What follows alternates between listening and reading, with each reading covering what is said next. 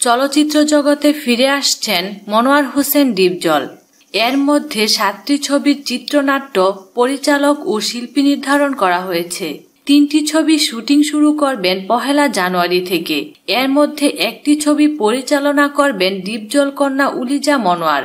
বাকি 2টি ছবির পরিচালকের নাম ও 3টি ছবির নাম এখনো জানাতে চান না। 31শে ডিসেম্বর মহরতে চমক দেখাতে চান ডিপজল কন্যা উলিজা মনোয়ার। উলিজা সাংবাদিকদের জানান, আমরা আগামী 1 জানুয়ারিতে 3টি ছবি শুটিং শুরু করব।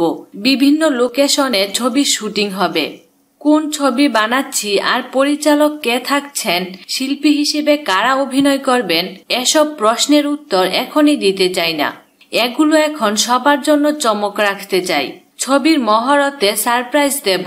নিজের পরিচালনার বিষয়ে তিনি বলেন, হ্যাঁ, এই 3টি ছবির মধ্যে 1টি ছবি আমি নিজে পরিচালনা করব, কিন্তু বাকি 2টি ছবি নিয়ে কিছুই বলতে চাই না।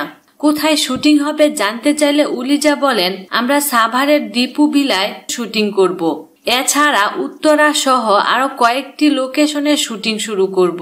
চলচ্চিত্র নিয়ে উলিজা আরো বলেন, আমার বাবা অনেক ভালো একজন অভিনেতা।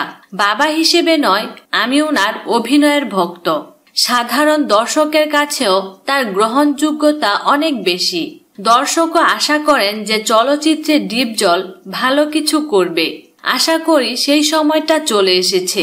এখন আমরা সময় উপযোগী ছবি নির্মাণ করতে চেষ্টা করব।